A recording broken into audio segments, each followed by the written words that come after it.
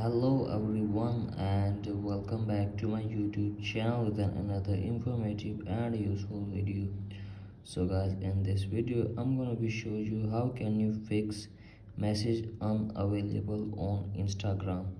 So guys, if you are facing this problem and you don't know that what to do, then I will show you how can you fix this problem. So guys, let's start our video without wasting any time.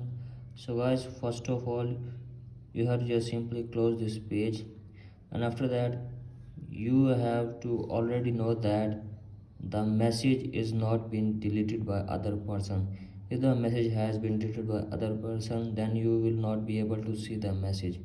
And if the message is not deleted, then you have to just simply open your app store, and after that you have to search here for Instagram, and you need to update your Instagram, and after that your problem will be fixed.